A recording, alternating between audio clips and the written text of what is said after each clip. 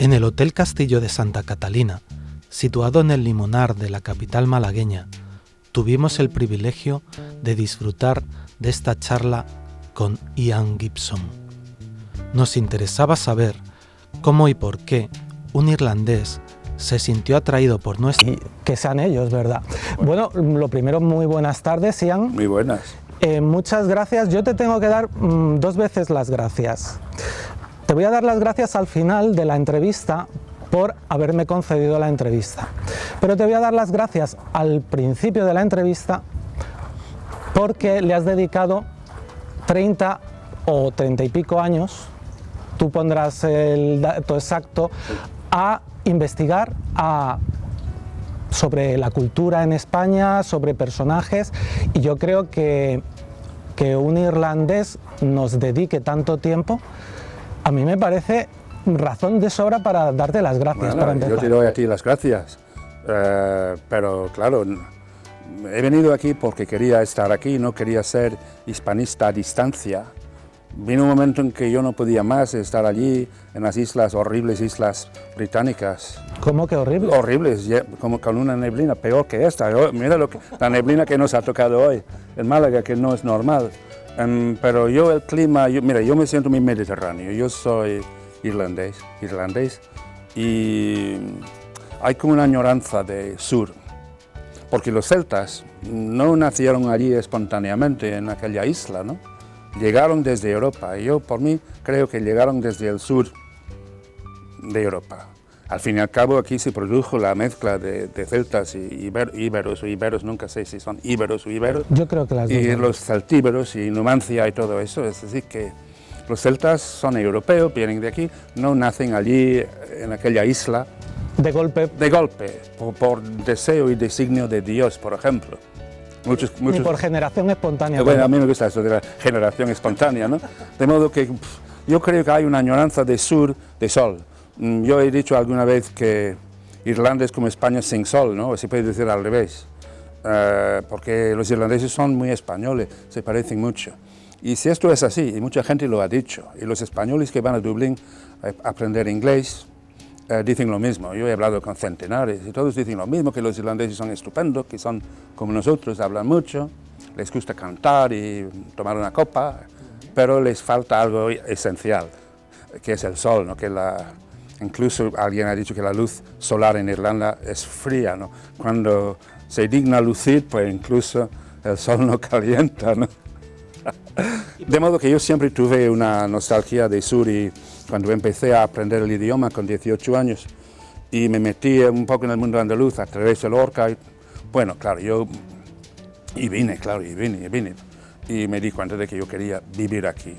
Y claro, eso es un proceso de años, pero llegó el momento en que yo decidí, no voy a seguir en la cátedra, no quiero estar allí, venir aquí de vez en cuando, quiero estar en España y vivir el día a día y toda la situación política. Esto fue el año 78, cuando vinimos, mi mujer y yo, y nuestros hijos, a vivir fijos, no... Sí, no esporádicamente. De modo que esto ha sido más o menos el proceso, ¿no? Yo me siento aquí en mi casa porque yo creo que es algo atávico que yo tengo en la sangre, o puede ser un invento, me da igual, ¿no? Pero yo lo vivo así, de haber vuelto a casa, ¿no? ¿Qué conociste primero, la figura de García Lorca o el español, el castellano como idioma? Bueno, no, primero el aprendizaje del idioma, ¿no? Que es un proceso que sigo, claro, es que eso no para nunca. Pero con 18 años yo tuve la suerte de entrar en Trinity College, que es mi alma mater, ¿no? Que tiene una gran y larga tradición literaria. Y entonces yo no sé si ahora había la posibilidad de empezar un segundo idioma, bueno, un tercer idioma, sabiendo francés. Yo quería hacer románicas, había que empezar desde cero, o bien el italiano o el español, era la disyuntiva, ¿no?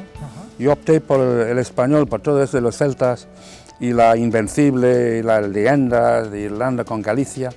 Decidí, bueno, vamos a ver qué pasa, voy a entrar en el departamento de español de Trinity College. Y tuve suerte, una suerte inmensa, ¿no?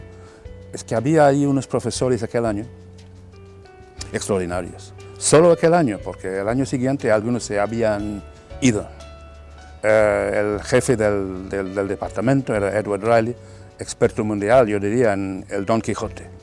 Y luego había uno especialmente que se llama Donald Shaw, que creo que vive todavía en Estados Unidos, tendrá 85 años, que dio un curso sobre Rubén Darío. Ajá. Rubén Darío, ojo, yo tenía 18 años, no sabía nada de nada, era de una familia bastante puritana, protestante.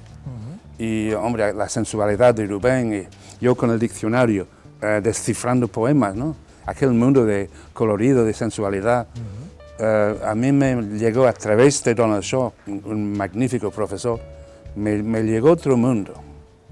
Y empecé con Rubén Darío. Lorca vino tal vez 2 años después, cuando yo ya tenía algunos conocimientos básicos del idioma, porque claro, yo al leer a Rubén Darío sin saber, claro, sabía francés. Y claro, hay mucho francés en Rubén, como sabes, ¿no? Es un hombre que se nutrió de literatura francesa. Fue para mí una maravilla el francés, Rubén Darío, y luego el descubrimiento del idioma español, todo junto en un año, ¿no? Y vine aquí después del año, estuve en Madrid, en un curso de verano, aprendiendo clases de gramática, todo eso. Y después de un año, pues ya hablaba más o menos. Y luego a la vuelta, pues empecé en serio a estudiar y a leer. A estudiar filología hispánica y francesa. Y francesa, sí. Sí, va más o menos filología, no se llamaba así, pero sí. En fin, eran los dos idiomas, idioma y cultura. Y literatura, a lo mejor. Y literatura, sí, no había nada de historia. Yo, por ejemplo, cuando empecé no sabía nada de la guerra civil, no sabía nada de nada, nunca me habían hablado de la guerra civil española, algo de la irlandesa, que era así en comparación, pero no había un componente de historia, literatura sobre todo. ¿Y conociste entonces primero la literatura, por ejemplo, de García Lorca antes que su historia? Sí, porque cuando a mí esos milagros que pueden ocurrir en la vida, como el amor, ocurre y de repente no lo esperabas. Es que yo, en una librería de ocasión de Dublín, cuando tenía 18 años, 19, pues nada, mirando libros, de repente había libros españoles y tal. Y yo vi unos libros y vi el nombre de Lorca y tal, Romancero Gitano, y bajé el libro y era una segunda edición del Romancero Gitano, no la primera, la segunda. Y empezó a mirar y tal, y compré el libro y allí entré en el primer romance, que es el romance de La Luna Luna, y fue para mí una revelación y una revolución también, entrar un poco en aquel mundo andaluz mítico, telúrico que él crea, ¿no? Y empezó allí. Hombre, yo no recuerdo exactamente, claro, luego pasaron años, todo un proceso, ¿no? Pero sí, fue mi primer contacto con Lorca. No sabía nada de su asesinato ni de la guerra civil, ya lo he dicho, pero entrar en el mundo del romancero gitano fue para mí, me sedujo y me sigue seduciendo. Yo creo que el hecho de ser irlandés, aunque no hace falta ser irlandés para entrar en el mundo lorquiano, obviamente, porque es una cosa mundial, primitivo, ¿no? Que ya he dicho telúrico, a él le gustaba mucho la palabra telúrico, la tierra, ¿no? La literatura irlandesa, a diferencia de la británica, de la inglesa, no ha perdido nunca el contacto con la tierra. No tuvo la revolución industrial que tuvo Inglaterra, ¿no? Irlanda, un país agrícola, de campesino, ¿no? Y su literatura refleja esta condición de ser un país agrícola. Y Lorca, el mundo lorquiano es similar al mundo de la poesía irlandesa y de la dramaturgia incluso. Él lo sabía, eso lo descubrí después. Él algo sabía de todo eso, porque hay una obra teatral de Synge, de John Millington Synge, que es Jinetes hacia la mar, que tradujo Juan Ramón Jiménez con Zenobia Camprubí, su mujer. Sí. Y Lorca conocía la traducción, y la conoció temprano, con 20 años, y leyó la obra, ¿no? Es decir, que él estaba en contacto con esta literatura que te estoy contando, que tiene también la raíz telúrica, ¿no? Entonces explico un poco, era su mundo andaluz con el sol y todo eso, los gitanos, bueno, pero luego la raíz primitiva del mundo suyo era algo que yo casi reconocía porque algo sabía de eso. Por el hecho de ser irlandés. Sí. Y luego, bueno, poco a poco leyendo. ¿Qué te sedujo? Después del romancero gitano, seguiste investigando en la obra de Lorca. ¿Y qué otras obras suyas te parecen maravillosas? Bueno, yo creo que todo el mundo de él es extraordinario, ¿no? Y con esta raíz que tiene tan honda, tan primitiva también, pero es un hombre capaz.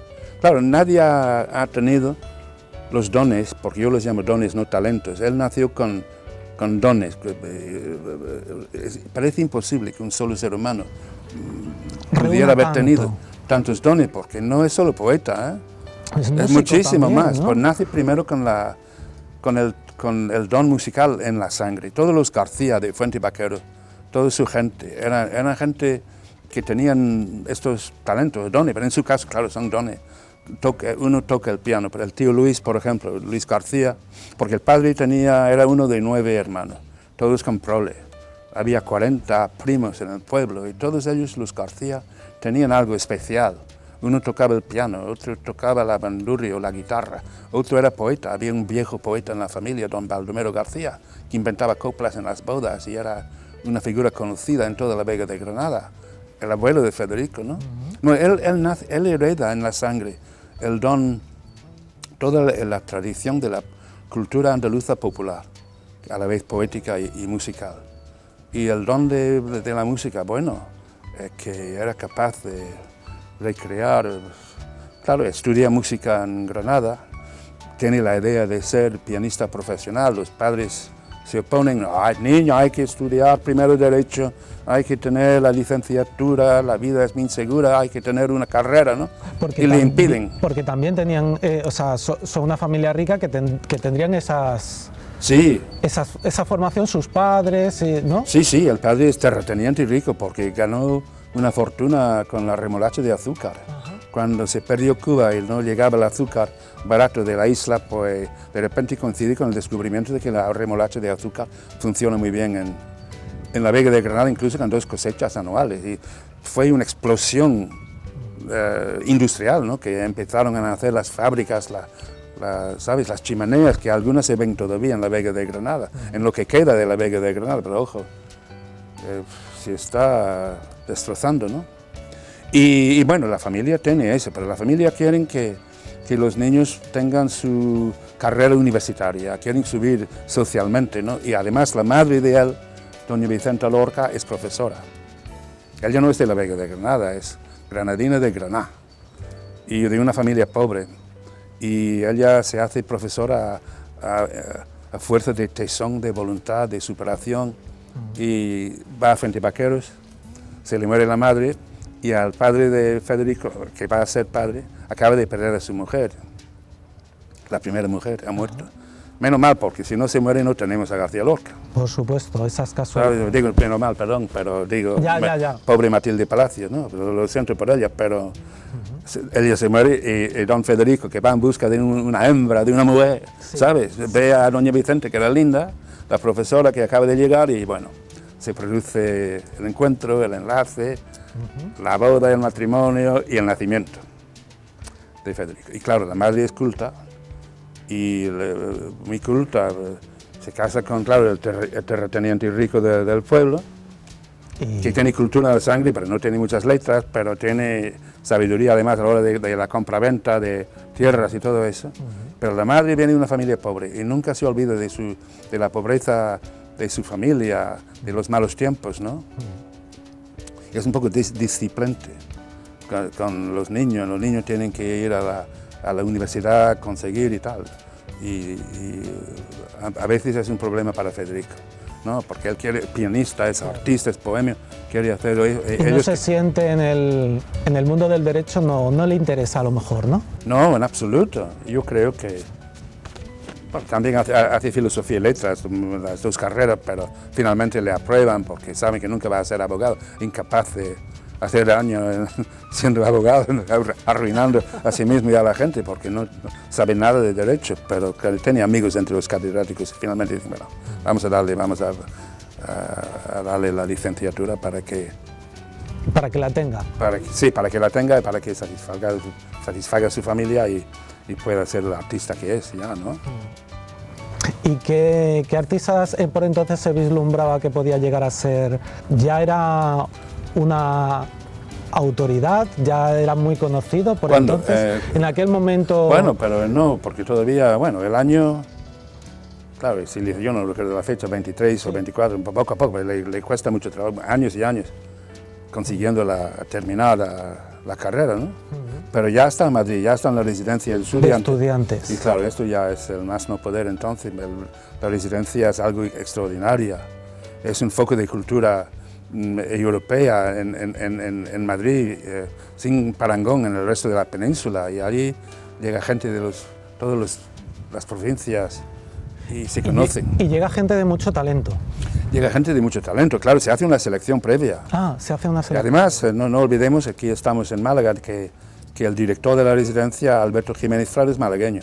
Y también José Moreno Villa, que hizo un libro maravilloso de memorias, Vida en Claro, es el brazo derecho de don Alberto, también es malagueño, de modo que hay Málaga también en Madrid, en la residencia, ¿no? Y muchos andaluces, pero gente del norte, ahí está Salvador Dalí de Figueras, Luis Buñuel de Aragón, es decir, que llega gente de todas las provincias, pero se hace una selección previa. Sí, sí. Claro, es un poco elitista, pero... ¿No solo entran personas adineradas? Bueno, la mayoría son de familias burguesas posibles, claro, inevitablemente, porque había que formar una minoría.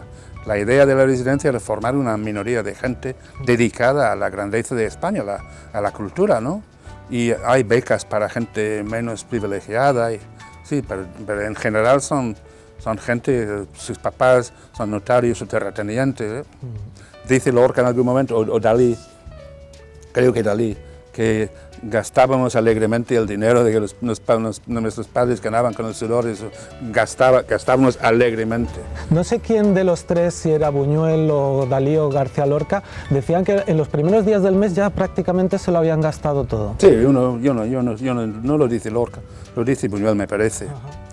Claro, lo que pasa es que matan a Lorca con 38 años, ya no puede escribir sus memorias, pero Dalí y Buñuel viven muchas décadas más, ¿no? Y tienen tiempo para escribir y contar y mentir y tergiversar, y lo hacen, claro, porque sabes que las memorias nunca son muy fiables. Y porque la historia la pueden contar los que quedan, ¿no? Sí, sí, claro. A su manera, ¿no? A su manera, y por eso hacen falta biógrafos, ¿sabes? Para corregir las autobiografías, porque las autobiografías, si tú escribes las tuyas o yo la mía, pues seguro que, hombre, proyectamos lo que queremos proyectar y callamos el resto, ¿no? Exageramos y luego la memoria tergiversa, aunque uno no quisiera. La memoria también cambia y el trabajo, ¿no? Subliminal, y se borran huellas y se cuentan cosas que nunca fueron exactamente así. De modo que yo creo, por eso yo creo en mi profesión de biógrafo, que el biógrafo busca las fuentes, busca los documentos y para corregir un poco las memorias orales, porque Buñuel contando, por ejemplo, en francés, sus memorias, a alguien que no conoce bien la historia española, en el caso de Buñuel, Jean-Claude Carrière, su guionista, ¿no? Está muy bien, se lee muy bien, es muy entretenido, muy divertido el libro, pero oye, compruebas cosas y ves que las fechas están equivocadas, los episodios exagerados, los olvidos, los silencios en las autobiografías. Lo que tú no cuentas casi vale más, es más interesante de lo que se cuenta a veces. De modo que ellos después, rememorando sus años en la residencia, pues exageran y cambian y modifican y a veces tergiversan. ¿Quién fue el último de la residencia de Pepín aquella Bello. generación? Pepín Bello, Pepín ¿no? Bello, hombre, yo tuve la suerte de conocer de conocer a José Bello, murió con 103 años, ¿vale? Y tenía una memoria privilegiada. Y era muy generoso además, porque tenía muchos papeles y dibujos de Dalí y de Lorca, ¿no? Bueno, que valdrían fortunas. Sí, claro que sí. Hombre, cada papel de Dalí vale una fortuna, cada papel de Federico vale una fortuna. Y Pepín era maravilloso contando. Y muy sus gracioso, anécdotas. creo recordar, ¿no? Gracioso, y luego, como conservó la correspondencia de todos ellos, él estaba ahí en medio recibiendo las confidencias de cada uno. Y Buñuel diciendo pestes de Lorca, y Dalí de Buñuel. Pepín conservó su correspondencia como oro en paño. Y gracias a la correspondencia que él conservó, algunos hemos podido recrear algo de lo que fue aquello, algo porque es una aproximación. Claro. Yo realmente sin Pepín Bello, sin su generosidad, sin haber conservado lo que él tenía, porque era muy afable, tenía un don de gente, le contaban todo, y él apuntaba y recibía sus cartas y las conservaba, y era fantástico, como contando anécdotas de Dalí, que yo me moría de risa, y todo el mundo, escuchando a Pepín Bello, era fantástico, y menos mal, hay muchas grabaciones, claro, porque muchas veces le filmaron contando sus recuerdos y este material está allí, ¿no? Empezaste tirando de ese triángulo de amistad, que aunque tú has insinuado que no eran tan buenos amigos o por detrás a lo mejor se criticaban, de García Lorca, Dalí, Buñuel, que coinciden, que luego, bueno, desarrollan, los tres son artistas individualmente maravillosos. Pero tú empiezas tirando del hilo de García Lorca, luego Dalí. Bueno, yo empecé con Lorca, como sabes, sí, y eso estoy hablando de años y años, porque yo vine aquí el año 78 ya con el proyecto de escribirla, habiendo hecho ya mi investigación sobre la muerte. Sí, estando allí en Irlanda, en Inglaterra. Cuando publiqué el libro sobre el asesinato, esto se publicó el año 71, porque yo fui a Granada el año 65 con un año sabático, con una beca para pasar un año, creyendo que iba a hacer una tesis doctoral sobre las raíces telúricas que ya mencioné de la obra de García Lorca. Y la tesis se convirtió en investigación sobre el asesinato, porque todo el mundo me contaba, bueno, me contaban escuchando a ver si las paredes y tal. Sí, llevándote a un rincón tranquilo. No era peligroso para mí el año 65, pero era peligroso para ellos. Y claro, había que ir con mucho cuidado, pero la gente me hablaba de eso. Cuando me cogían confianza me hablaba. Porque necesitaban contarlo de alguna manera. Probablemente. Y yo recibí información sin pedirla. Y un día pues vi que era casi mi obligación moral hacer una investigación. Porque el año 65 le quedaban todavía 10 años de Franco, él no lo sabía, supongo. Pero eran 10 años. Y era todavía un régimen duro, y era muy difícil conseguir información sobre la guerra en Granada, pero yo pensé, bueno, yo estoy aquí, soy extranjero, tengo un coche, tengo un año sabático, puedo hacer cosas voy a aprovecharlo, porque no puede hacerlo ningún español. Incluso algunos amigos que yo me hice, pues me dijeron, oye, ¿por qué no investiga? Porque nosotros no podemos decir nada, pero te podemos ayudar y tal. Y cambió mi vida, pero no, estamos volviendo un poco atrás, ¿no? Pero todo empezó allí, aquel año, el año 65-66, cambió todo el curso de mi vida, porque descubrí que yo creo que tenía talento como investigador, un poco de Sherlock Holmes y todo eso. Había que proceder con mucha cautela. ¿Te autodescubriste como investigador? Sí, bueno, vale, para decirlo así, me autodescubrí como investigador. Y el tema era fascinante, porque cuando yo me di cuenta de la magnitud de lo que ocurrió en Granada, pues digo, es mi obligación hacer esto. Ya había habido algunos intentos antes. Gerald Brennan, por ejemplo, mi maestro, publicó en su libro La faz de España un capítulo sobre esto, ¿no? ¿Apuntando algún dato que fuera nuevo por entonces? Sí. Hombre, sí, algún dato porque... ¿Alguna sospecha o algún...? Bueno, él fue al cementerio de Granada y habló allí y le dijeron en el osario que Lorca no estaba allí, que estaba en Bizna. Él creo que fue uno de los primeros en ponernos, a todos los investigadores sobre la pista de Bizna, no de Granada. Y él fue allí, fue al llamado Barranco de Bizna, y le mostraron los sitios de los fusilamientos y dejó unas violetas y se fue. Claro, el año 50 era muy poco tiempo después del final de la guerra, pero muy poco, son 11 años, ¿no? 39, los años 40, más o menos, es que muy poco tiempo después. Y patrullaba la Guardia Civil y era muy difícil. Y claro, la gente, no para Gerald Brennan, que es inglés, al fin y al cabo no le pueden hacer nada, pero la gente que le lleva, la gente que le habla, pues sí le pueden amenazar. Sí. Él fue uno de los, casi el primero, ¿no? Y bueno, yo leí a Brennan y estando en Granada, pues me pasó esto, yo estoy aquí con estas posibilidades. Tengo la obligación de investigar esto. ¿Sentiste esa obligación también moral que hablabas hacia Lorca? Sí, porque yo estaba ya fascinado con la obra, ¿no? El hombre y su obra me fascinaban.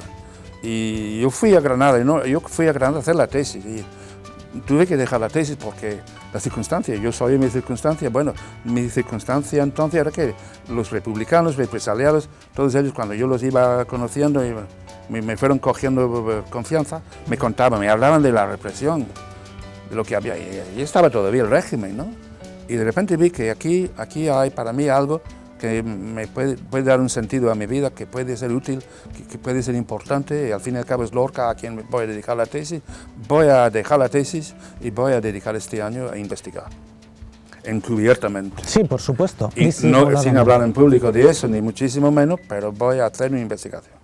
Y te juro que cambió mi vida. Tuve 1000 peripecias que no he contado, pero... Bueno, ¿escribirás una autobiografía? No lo sé. Tengo tanto trabajo ya amontonado que yo no sé si lo voy a poder acometer. Te va a dar tiempo ya a tengo todo. más años que antes, ojo, y no soy tan joven. Ya no tengo 18 años y no sé, pero te puedo decir que fue un año apasionante. Luego volví a Irlanda, donde yo ya tenía un puesto en Belfast, en un departamento de español. Muy pronto me cambié a Londres, pero estaba todavía en Irlanda. Pero ya con el libro ya fijo aquí y seguí investigando, claro, porque había que reunir mucho material publicada, toda la prensa y todo eso. Y esto me ocupó varios años y finalmente el libro se publicó en París el año 71 en la ya mítica editorial Ruedo Ibérico y tuvo un éxito que no ha tenido ningún libro mío posterior casi. Sí. Sí, porque le dieron un premio el año 72. Le dieron un premio a este libro en Niza, en la Feria Internacional de la Prensa en Niza. Y 8 periódicos europeos. Sí. Era un premio otorgado por 8 o 9 periódicos europeos. Entre ellos Triunfo, la revista de Ezcurra, la revista madrileña. Triunfo, ¿no? Y realmente quien maquinó todo eso era José Ángel Ezcurra, que murió hace 2 años. Nos hicimos muy amigos y él movió todo el asunto para que diesen el premio al libro. Y claro, una vez concedido el premio, pues saltó. Lo que pasa es que Lorca y en la temática que tú tratabas sería de interés para todos esos periódicos también europeos, claro, y para cualquier corresponsalía. Sí, sí. Pues estamos hablando de, como tú señalabas al principio, un autor de fama mundial, entiendo. Lorca era ya... Era un mito, digamos, un mito. Y hoy mucho más, pero entonces sí, ya. Por eso el régimen de Franco no tuvo más remedio que publicar su obra completa. En el año 54 salió la primera edición de Aguilar, de acuerdo, con las tapas de piel, en un solo tomo, que luego fueron creciendo porque no era la obra completa, pero cada año salía una nueva edición. Y el mismo Franco dio su permiso, el año 54, me parece que 55, 54, porque claro, el régimen no podía seguir con aquella situación del poeta español más famoso del mundo y sus obras no se podían comprar en España. Y Franco quería, con los yanquis y todo eso, dar una idea del régimen más abierta, ¿sabes? De modo que se permitió la publicación. Y entre el año 54, cuando salió la primera edición, estamos hablando del año 72, pues fíjate, son 20 años de crecimiento mundial de la fama de Lorca. ¿Sabes que había gente todavía, cuando yo empecé, que decían que no, la cosa facha, ¿no?, de Lorca debía su fama a su muerte? Ajá. Me decían eso, ¿no? Que no, Lorca, no estando para tanto, no solo de maricón, de mierda, de rojo y todo eso, pero su fama se debe a su desafortunada muerte. Una mentira terrible, porque han muerto muchos poetas en guerra y eso no garantiza la fama, ¿no? Pero en fin, fue un trampolín también, pero si Lorca no es Lorca, no es hoy mundialmente famoso, ¿no? Pero bastante gente me dijo esto, una cosa ruin, ¿no? Pero en fin, eso ha sido más o menos como pasó el primer libro y luego decidir hacer la biografía, ¿no?, y venir aquí. Te había fascinado, me decías al principio, el romancero gitano. ¿Poeta en Nueva York capta también tu atención? Por supuesto, hombre, por supuesto, porque, fíjate, ¿por qué? Porque es genial.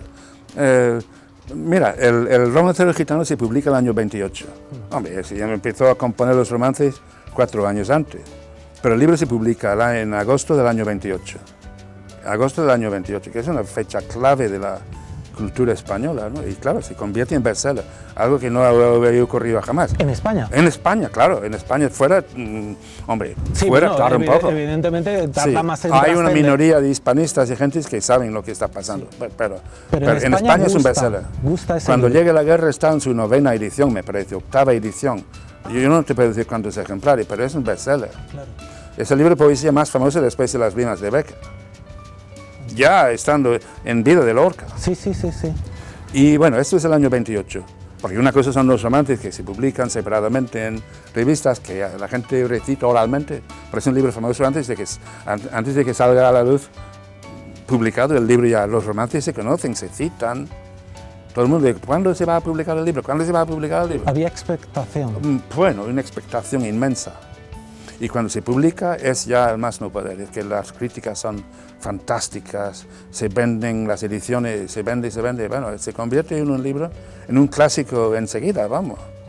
Ningún libro de la generación suya es comparable en fama, ¿no? Bueno, pues yo ya sabes, ya te conté, yo entré allí, empecé allí con el romance de la luna, esta luna que llega, tal. Bueno, el año 28, y el año siguiente Lorca se va a Nueva York. Porque además le están diciendo, Dalí le está diciendo, Salvador Dalí, ¿no? Tu romancero gitano es una mierda de Andalucía, la cosa popular. Niño, hay algo que hay ahora, es el surrealismo. Sí, y tú estás con los gitanos y con me la llevé al río y estas tonterías de... Incluso utilizaban la palabra putrefacto, no todo lo que era putrefacto, el sentimentalismo, toda la cosa popular es putrefacto, ¿no? Y Dalí le decía, no, hombre, está en Le Breton en París, estamos con los surrealistas, hay que buscar el subconsciente, bueno, todo esto, ¿no? Y Buñuel también, atacando. Cuando Lorca se va a Nueva York, dice, ya está con el romance, que les voy a mostrar lo que yo soy capaz de hacer, ¿no? Además Esa motivación la tiene García Lorca cuando va a Nueva York y compone... Algo de eso hay, él sabe lo que le espera, es decir, que no es una bajada al infierno para Lorca, como se ha dicho, porque él va a Nueva York sabiendo muchísimo de Nueva York, sabiendo que le están esperando. Además, si no le gusta, sabe que le están esperando en Cuba, donde sí, el romancero gitano ya es famoso, ¿no? De modo que él va a Nueva York sabiendo que va a sufrir, porque va a ser algo de soledad, pero no va a ser la soledad de un español que llega a Nueva York sin tener ni un solo amigo. Hay 1000 alumnos de español en Colombia esperándole. Nada más llegar le nombran director de los coros de no sé qué hispánicos y dirige los coros de Navidad, o yo qué sé. Es decir, y toca el piano. No es lo mismo llegar allí solo, sin que te conozca ni Dios, y llegar allí siendo García Lorca, autor del romancero gitano, ¿no? En absoluto es lo mismo, con muchos amigos españoles esperándole. Con muchos amigos. Antiguos y luego nuevos que sabe que le están esperando, ¿no? Y él, que ha contado los gitanos y todo, que es un símbolo de la Andalucía más profunda, de lo primitivo andaluz profundo, lo más telúrico andaluz, para volver a la palabra, pues va allí y ve enseguida los negros y ve que tiene tema, pero ya a un nivel casi cósmico, ¿no? Se ensancha su visión del mundo, ¿no? Pero él sabe lo que le espera. ¿Cómo no la va a saber? Si todo el mundo lo sabe. Han visto películas, saben que hay rascacielos donde caben 5 torres de España, saben que están levantando el Empire State Building y el Chrysler Building, ¿no? Y todo eso, todo el mundo lo sabe, sí, porque estamos con el cine, estamos en el momento del cine. Es la capital mundial. Es la capital mundial. Todo el mundo quiere ir a Nueva York. Y bueno, él llega allí al año 29 y se produce el milagro, porque él es un hombre con las antenas, siempre está en contacto con lo que está pasando. Está ya en la onda surrealista, no es que sea surrealista el libro, pero es la onda, ¿no? Él se mueve también a un nivel subliminal, ¿no? El romance sonámbulo, por ejemplo, es tremendo, ¿no? Pero realmente se aproxima mucho al surrealismo, un romance sonámbulo, ¿no? Que todo el mundo onírico, nocturno, ¿no? Que fascina a los surrealistas. De modo que en Nueva York ve claramente que puede expresar la angustia de los negros y del sufrimiento, una metrópoli inmensa, deshumanizada, ¿no? Y van naciendo los poemas, donde apenas se menciona España, si hay alguna mención. Sí, pero no es el objetivo. No en absoluto, ¿no? ¿Y cuánto tiempo está allí y cuándo vuelve? Hombre, él está 9 meses, 8 o 9 meses en Nueva York y muy en contacto con la ciudad, con Harlem, con la cultura. Ve mucho teatro, mucho cine, las primeras películas sonoras. Todo eso lo cuenta a sus padres. Claro, él claro, va allí con su padre pagando, ¿no? Claro. Y como buen hijo que es, pues escribe. ¿Semanalmente? Casi. Muy fiel a su obligación, A ¿no? sus raíces y a sus padres. Sí. Claro. Y se conserva la correspondencia. Es una maravilla, ¿vale? Escribe. Hombre, no describe todo lo que está pasando. Ni Porque todo lo que está sintiendo, no claro. hemos hablado todavía del aspecto homosexual. Lorca, ¿no? Pero claro, no cuenta, pero lo que cuenta es fabuloso. Dice cosas maravillosas. Dice, anoche estuve en una juerga de negros, yo era el único blanco y claro, me invitaron a tocar mis chuminá al piano, ¿no? Yo allí tocando mis chuminá, los negros bailando, había una mujer desnuda y todo. Y cuenta, mamá, mis chuminá han gustado muchísimo. Porque las chuminá de Lorca no son chuminá, es que son geniales. ¿Son canciones propias? No, es que eran canciones populares. De populares. No, pero él era capaz, sus amigos me han hablado. A lo mejor, era ¿no? capaz de improvisar, era capaz de hacer una parodia de Schumann o de hacer una imitación de Chopin. Era capaz de hacer eso, ¿no? ¿Cómo se explica, no? De modo que él hace sus chuminá y la gente se da cuenta enseguida que es una cosa genial, que él está improvisando. Y luego se levanta y hace su numerito con un, yo qué sé, con una sábana. Es un one-man show. Lorca es un one-man show que es capaz de hacer todo eso, incluso de cantar y imitar acentos, lo que haga falta. ¿Tú te has preguntado alguna vez qué podría haber llegado a ser Lorca de no haber muerto? Bueno, he pensado mucho en esto, claro que he pensado mucho, pero ya consiguió mucho en 18 años. Sí, pero... Porque sí calculamos, porque su primer libro, Impresiones y Paisajes, se publica en el año 18 y lo mata en el año 38. Bueno, son 20 años, ¿no? Pero también muere en el... Perdón, me estoy calculando, yo no sé matemática. Lo mata en el año 36, pues son 18 años de escritura, ¿no? Más o menos. Bueno, es increíble el mundo. ¿A qué edad muere Lorca? 38 años. 38 años. Por eso me confundí, porque lo matan obviamente el año 36. Sí. Entonces, tiene 38 años, pero llevaba 18 escribiendo. Más o menos 18 años. Y produjo un mundo en 18 años. Tú me preguntas, ¿qué habría hecho? ¿Quién soy yo para decir? Otro mundo. Bueno, yo creo que estaba en plena ebullición creativa cuando muere, ¿no? Y ya tenía preparado un otoño caliente en Madrid que no pudo ser. Iba a poner Doña Rosita la Soltera, que solo se había visto en Barcelona. Iba a publicar un libro de sonetos. Iba a publicar Poeta en Nueva York, que es un libro póstumo que no vio publicado. Ya tenía todo ese programa para aquel otoño, ¿no? Y una ingente obra teatral. Una obra teatral enorme. Sí. La Casa de Bernarda Alba es una obra universal, quiero decir que ha tenido una trascendencia mundial. Sí. O sea, ¿es su obra más conocida fuera de España? Hombre, yo probablemente, aunque yo no tengo esta estadística, pero estamos ahora mismo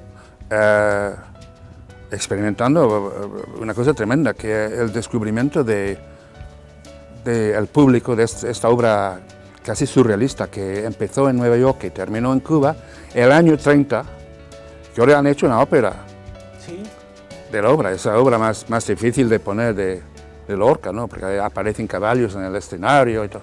Es una obra muy compleja y además es posible que le falte, parece ser que un acto falta, no estoy seguro de eso, pero en fin. Y ahora el mundo está descubriendo este aspecto de Lorca, mucho menos conocido, pero es el registro suyo más o menos surrealizante, ¿no? Exploración subliminal, ¿no? De los sueños y del mundo onírico. Y lo tremendo es que no puso poner el público entonces. Era un teatro tan avanzado, tan difícil de poner, que no logró ponerlo. Es que no llevarlo a escena, ¿no? Exacto. Así que pasen 5 años también, está en la misma línea, apenas. Pero ese Lorca de entonces es increíble, porque luego cuando ve que no puede poner estas obras, y no puede ganar dinero con eso, él tiene que ganar dinero, ¿no? Pues vuelve a la al filón andaluz, digamos, y escribe los dramas rurales, Bodas de Sangre, Yerma, ¿no? Y luego viene La Casa de Bernadette, una cosa más sobria, pero es decir, habiendo hecho obras surrealistas de lo más avanzado de Europa, vuelve atrás y hace la obra andaluza. Yo no digo que sea peor, pero tiene estos distintos registros, ¿no? Bueno, quizás si hubiera vivido una temporada en Francia junto a ese André Breton, sí. esa reunión de surrealistas, hubiera cogido otra dirección. ¿O? Bueno, no, porque él ya tiene su propia línea y la influencia del surrealismo está allí, es innegable. Pero luego se aparta un poco, digamos, ¿no? Sí, bueno, él ve que no, y luego, claro, tiene tantas ocupaciones. La Barraca, por ejemplo, todo su trabajo con la Barraca, con el teatro ambulante de la Universidad de Madrid, le ocupa muchísimo tiempo. Luego sus triunfos en Buenos Aires, su triunfo inmenso el año 33-34, cuando Bodas de Sangre es un éxito jamás visto en Buenos Aires. Todo esto le ocupa muchísimo tiempo y le queda muy poco tiempo, de modo que, ¿qué habría hecho de no morir en el año 36 como murió? Es que es imposible saber, pero habría seguido avanzando. Dalí quería que volviesen a trabajar juntos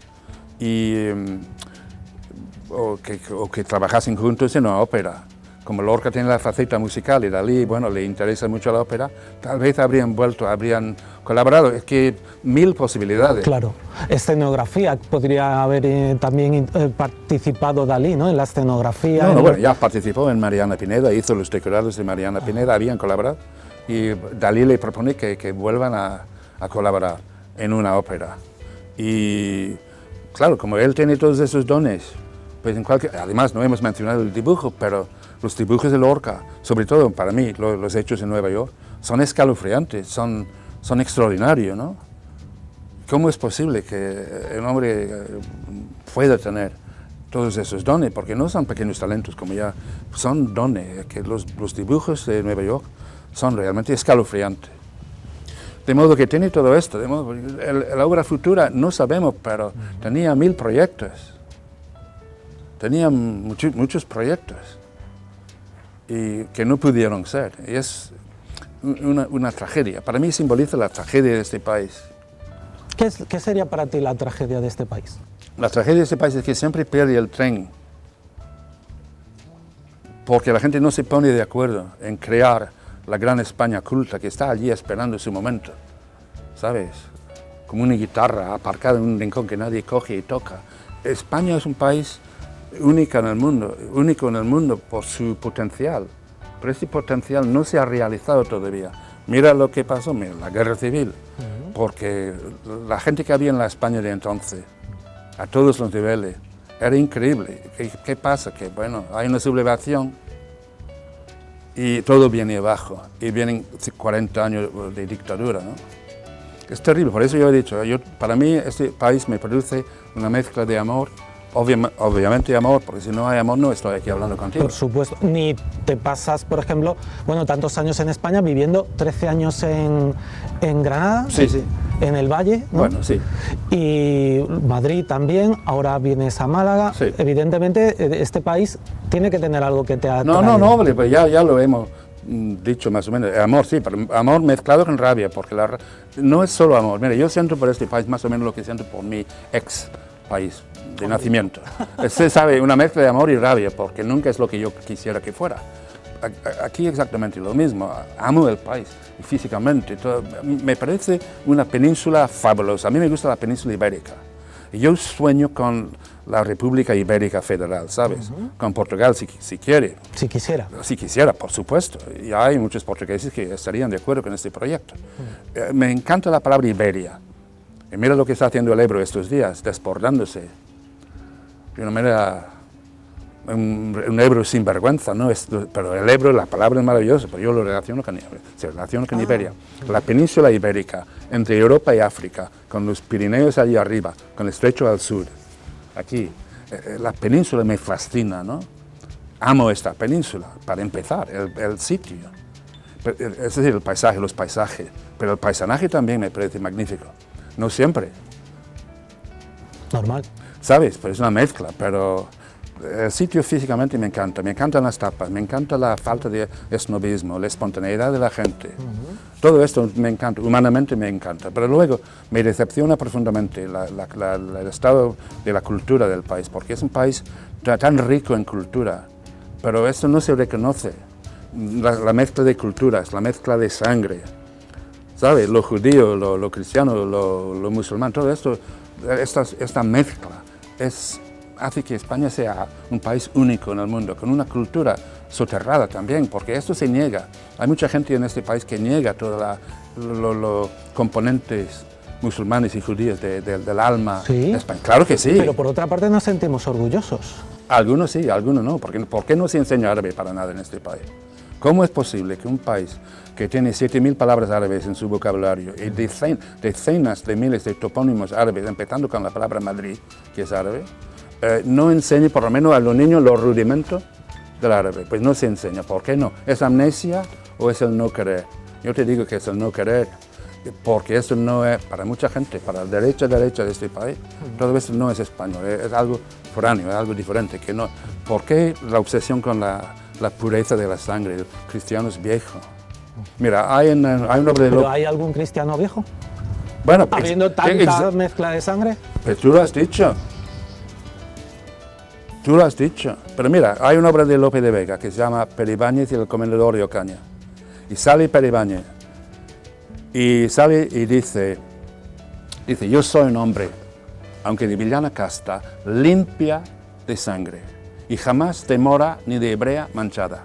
Manchada la sangre, ¿no? Es decir, yo soy un hombre, aunque de villana casta, admito que soy de villana casta, pero tengo algo muy especial, que yo tengo la sangre pura. Entiendo que aquí no hay mezcla. ¿Tú crees que esto es una blasfemia? Esto, no, desde luego, el cristianismo no puede ser, porque yo pregunto a la gente a veces, ¿de dónde viene el cristianismo? ¿Es una religión oriental o occidental? Y hay gente que se pone a pensar, y digo, joder, por favor, el cristianismo es oriental, Jesucristo es un judío, ¿no? Entonces, ¿por qué tienes tanto problema con la sangre, la bendita sangre española pura de cristianos viejos? Esto es una blasfemia. Si todos somos hijos de Dios, no se puede pensar así. Da igual que tú tengas algunas gotas, no te va a arruinar toda la vida y toda la eternidad tener unas gotas de sangre judías, cuando Cristo toda su sangre es judía, ¿no? O musulmán, ¿no? Exacto. Yo creo en la mezcla, la mezcolanza, la cultura, las traducciones. Este país en el siglo, el llamado medioevo, tenía momentos culturales que no tuvo ningún país del mundo por la mezcla. La Escuela de Traductores de Toledo en el siglo XII o Córdoba del siglo X, gente trabajando juntos, traduciendo textos, el griego, el latín, el árabe, el romance emergente, todo eso, cultura, ¿no? Para mí es eso, España es esto, una riqueza inmensa, pero no, mucha gente no lo ve así, se rechaza, te juro que hay un rechazo. No lo sé, yo creo que hay mucha gente orgullosa de... Bueno, me alegro. Y mirando hacia el futuro, ¿cómo es esa España con la que sueñas? ¿Cómo te gustaría que fuera? ¿Qué habría que hacer? ¿Qué pasos hay que dar? ¿Se te ocurren? Sí, pero ya lo he dicho. Yo no, por ejemplo, empezando con la monarquía. Sí. ¿España tiene que ser monárquica por fuerza o no? Obviamente que no, que puede ser república, ¿no? Sí. Podría ser una república federal. Podría ser una república. Yo preferiría. ¿Quieren los españoles que sea una república? Bueno, vamos a ver si les preguntamos algún día. Yo no sé qué piensan los españoles exactamente, pero yo creo que se podría... Eso de la 17 autonomía me parece una locura. Y te diré más, no quiero ofender, pero yo no creo que Andalucía necesite una bandera, ¿sabes? Cuando a mí me dieron la medalla de Andalucía, mucho honor, noté que cuando la gente se levantó para cantar el himno, pues nadie sabía la letra, y te juro, es que no me gustan las banderas y no me gustan los himnos nacionales, y yo no creo que hagan falta 17 banderas autonómicas, me parece a mí, además con cada presidente ganando más que el otro presidente, y el delegado del subdelegado y las diputaciones, yo creo que es una locura la organización del Estado, ¿no?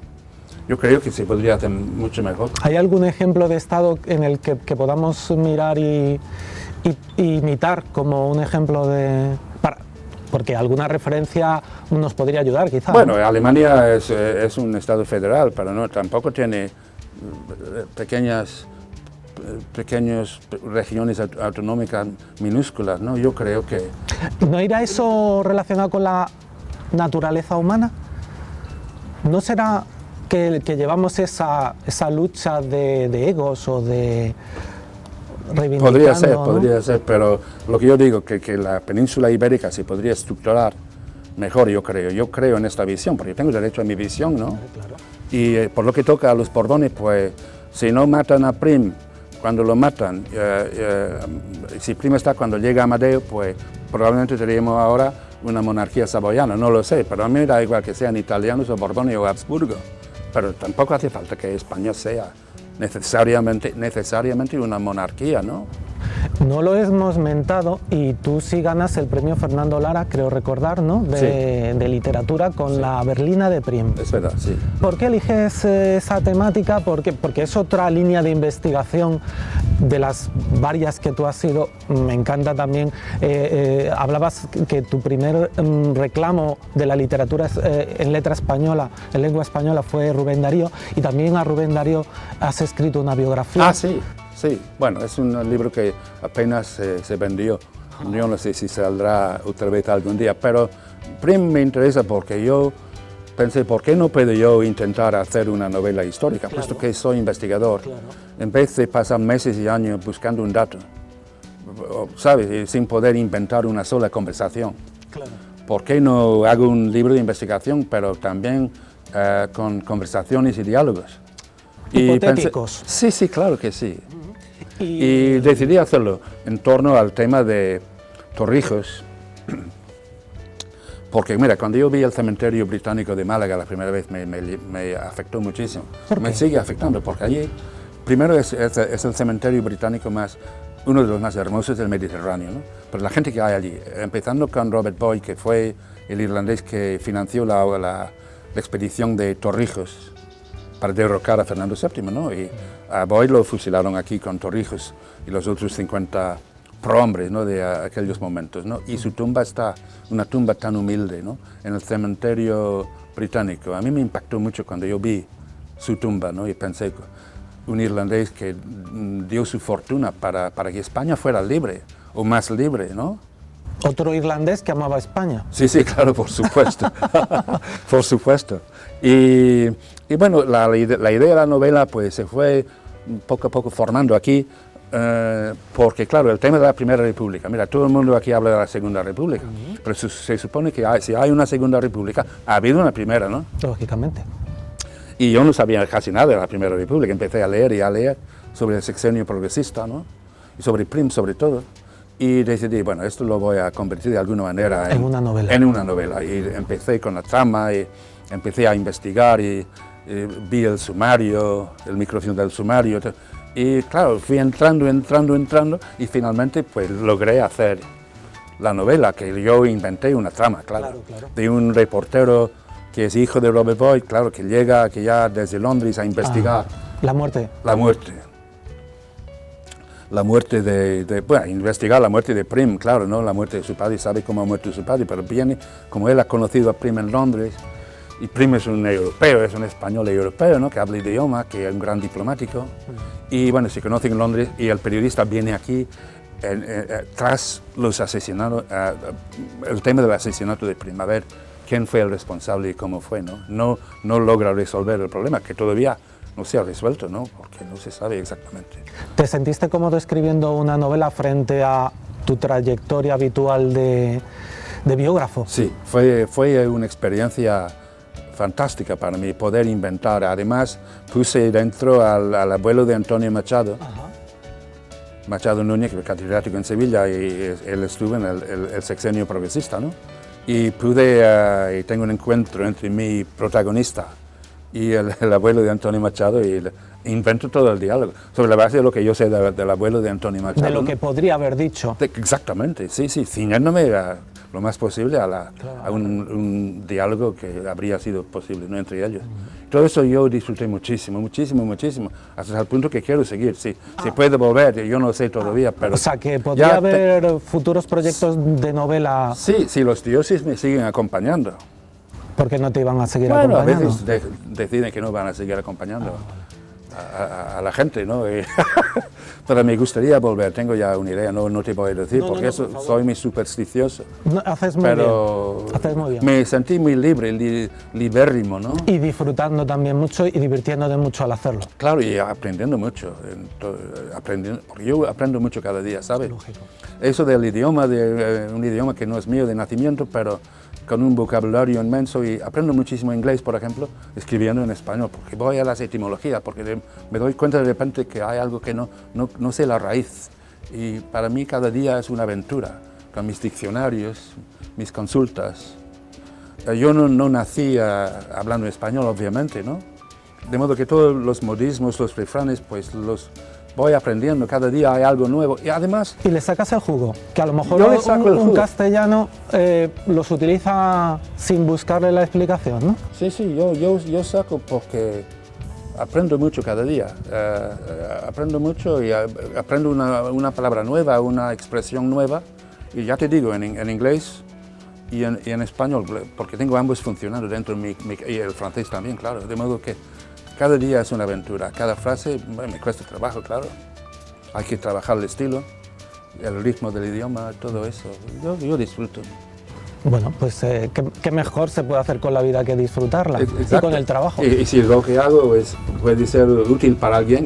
Bueno, a mí me parece que, te lo decía al principio, Sí. yo te agradezco tu labor, tu esfuerzo, tu agradezco. tesón, me parece maravilloso. Lo ponías de manifiesto como que si no lo hubieras hecho tú, a lo mejor ningún español al menos se hubiera sentido con la fuerza necesaria para Sí. hacerlo. En el caso de Lorca, De Lorca, de la investigación en el sobre caso de Lorca. Lorca, yo llegué a Granada justo a tiempo. Estoy hablando del año 65, del pasado siglo. Sí, sí. De este no he llegado todavía, yo desde luego no lo voy a ver. Pero llegué justo a tiempo para conocer a cierta gente. Justo a tiempo, porque luego, 10 años después, mucha gente había muerto. Claro. Y pasé un año, pero un año totalmente apasionante, localizando a gente, buscando documentación y sobre todo gente que ya tenían sus años a cuestas y que me pudieron contar antes de que fuera demasiado tarde. Eso sí, tal vez es mi mayor, no hombre, orgullo no es la palabra, pero satisfacción de haber llegado a tiempo para rescatar y sacar del olvido unos testimonios, incluso a veces grabados. Antes de que se perdieran. Exacto. En fin, podríamos hablar no 2, no 3, 4, 5, 6 horas seguidas Sí. con Ian. Y bueno, yo solamente, no sé cómo decirlo, te quiero dar las gracias con mayúsculas, porque me ha encantado este ratito Muchísimas de gracias a ti, conversación hombre. contigo. Lo he pasado muy bien. Y yo estoy seguro que tú y yo lo hemos pasado muy bien, pero Sí. estoy seguro que un buen puñado de personas al otro lado del televisor lo van a pasar tan bien como tú y como Bueno, yo. espero que sí sea. Espero no haber ofendido a nadie con mis comentarios. Bueno. Pero en fin, digo lo que pienso. Claro, No digo todo lo que pienso, obviamente, pero de vez en cuando. Quizá algún día lo cuentes. Si es posible, no lo sé. Por el momento ya te digo, ya tengo suficiente con lo que tengo entre manos. Como para plantearse más proyectos. Sí. Ian, ha sido un auténtico placer. Muchísimas Muchísimas gracias. Gracias a ti. Un placer. Gracias.